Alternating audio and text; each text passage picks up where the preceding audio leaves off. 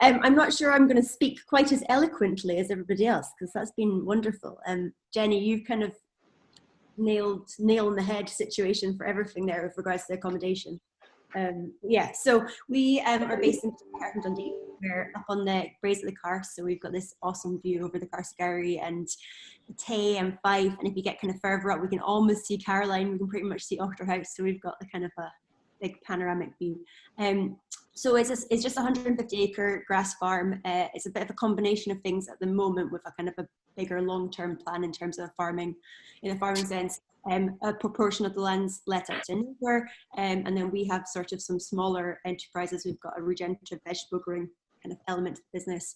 I've got Hebridean sheep, which are for meat and they're fleece. And then we also are about to plant a few thousand apple trees, which is pretty fun, for my partner who is starting a cider business. So we've got kind of a range of different enterprises going on alongside the kind of more agritourism side of the business. And sort of historically, we've had a fair few diversifications in the family, from things like little on-farm buttery restaurants and milk bars, going back to my great-grandmother. And so yeah, this is the sort of next in the line, all from women, which is awesome.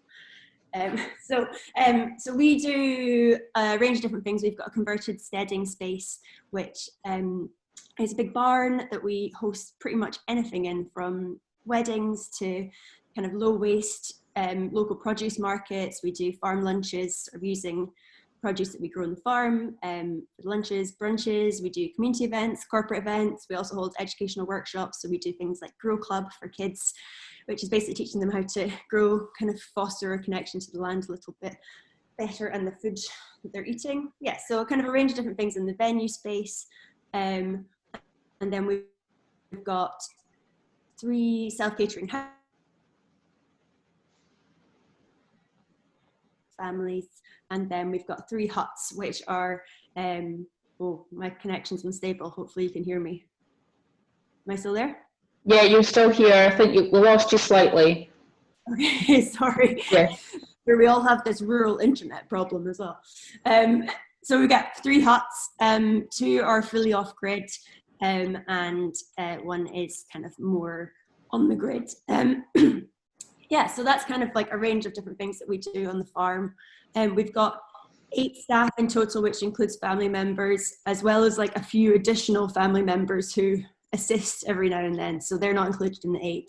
And then pre everything happening this year, we had plans to employ 4 more throughout the business.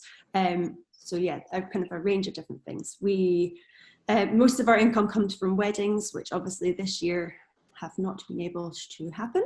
Yeah, so that's kind of like an overview of what we do and where we are, and we're generally pretty optimistic and lateral thinking, and we try to come up with different plans to work with the scenario. But this year has been pretty tough. I guess in an accommodation sense, basically, like Jenny's second slide pretty much, yeah, says everything that we need to say in terms of like, as soon as the single household rule came in, we basically lost all bookings for our houses that sleep 10 and 8, and we haven't had a single booking for them since that point in time.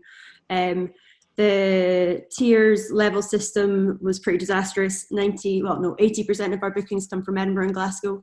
So as soon as that was brought in, they basically all fell off. But the problem with that was that as much as the weekly review was great in a general sense for the whole of Scotland, it meant that people were unwilling to cancel their bookings until essentially the day before in some cases. So trying to rebook was pretty impossible. That was kind of when we were in level 2, then we moved it to level 3, and obviously things changed again.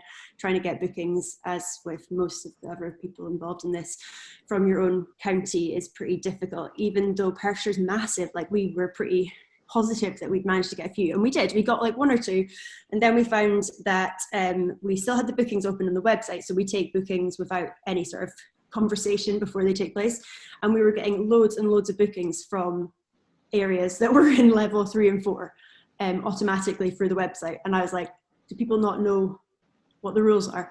And the problem with that was that then they were taking up booking space. So we made the decision to close all online bookings and just take inquiry bookings, which has been challenging. We've taken a few, but really not enough really to kind of keep the doors open and keep staff here.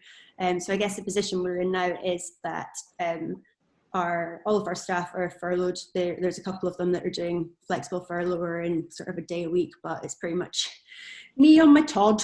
But that's fine, we'll keep on trucking. I'm trying to think of other things that are included in the accommodation. I guess, again, to reiterate Jenny's point about the postponed bookings, I just had a little quick look there. We haven't got a single, combined with the weddings, because obviously that's a different case altogether. Our weddings tend to take all the accommodation too, so that wipes us out for sort of at least 4 days per wedding, accommodation wise.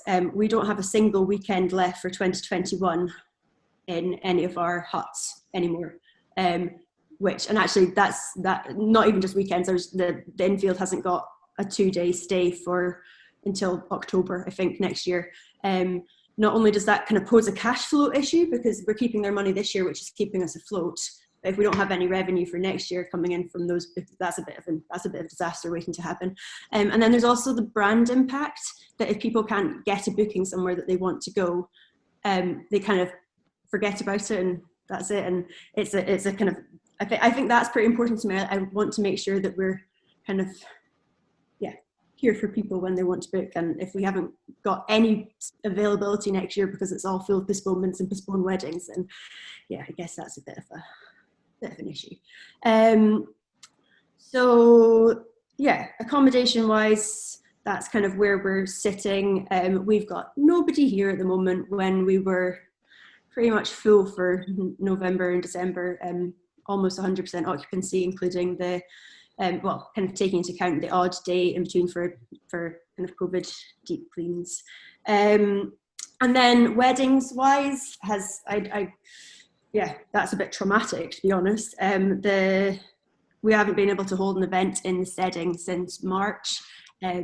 Weddings are hugely emotional, so dealing with postponements and cancellations in that sense has taken a real sort of, emotional toll on us and our staff, obviously, as well as for the couples involved. I think it's a challenge. The average planning time for a wedding is 18 months.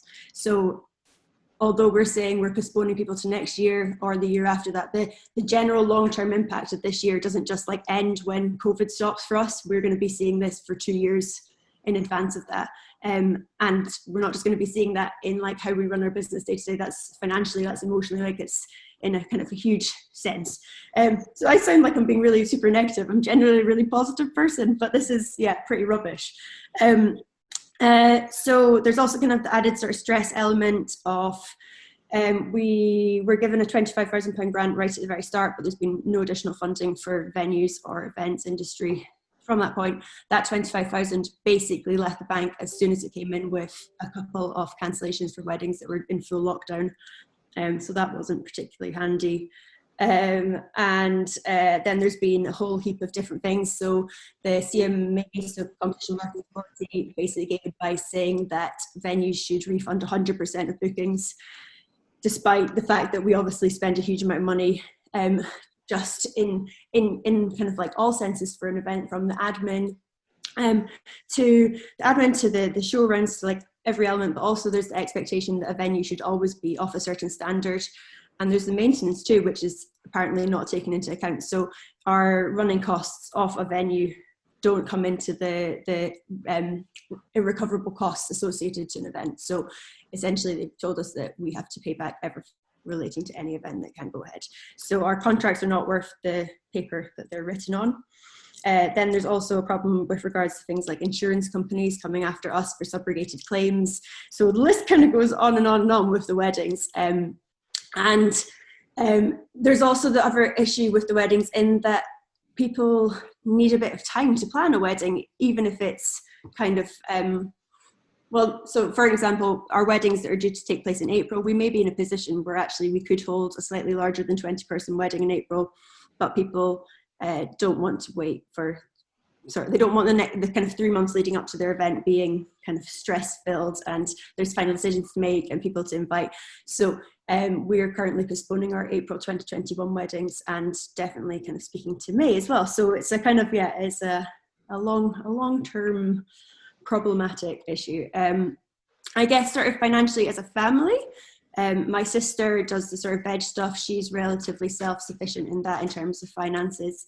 My parents are both essentially retired, so it's me that runs the kind of diversified business. But my main concern is my staff. I've got staff that have mortgages to pay and rent to pay, and if I can't keep a business kind of running for them, that's their job's lost as well. So to try and like do something, we decided to open a little shop, and that's kind of fun. So we're doing that for the next 3 weeks, and because retail is allowed to be open, we can't have accommodation, we can't have weddings, so we'll just do a little shop.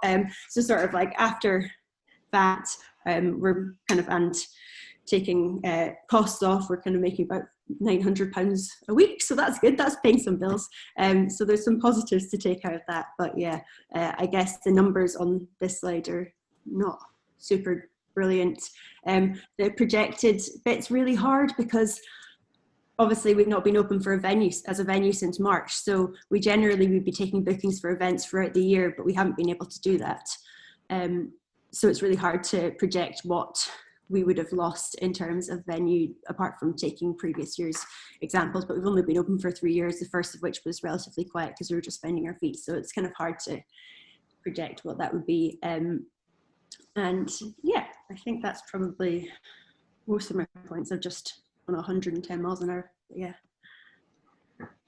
Anna, thanks for sharing that with us. Yeah, I know it's, as I say, it's difficult for each one of us in our own ways, but yeah, I think listening to you, I know and speaking to you as well, that the accommodation side, when it was able to be open, was at least offsetting some of the dreadful losses from the wedding and event side. And now that that's significantly impacted, you know, the scale of the losses is huge, as you're well aware. But also, you know, I think you are such a genuinely caring employer as well, and your staff, as all our staff, means a lot to us. And you know, you're aware of the impact, as we all are, on staff and other suppliers, and the knock-on effect in the local rural economy, you know, is significant. And I think, I mean, you know, I think you convey well how long this is going to take to kind of rectify itself for you with all these people into next year and things. I mean, it will get better and this will pass, but it is, you know, I think you've conveyed well kind of just the overall impact and the length of impact.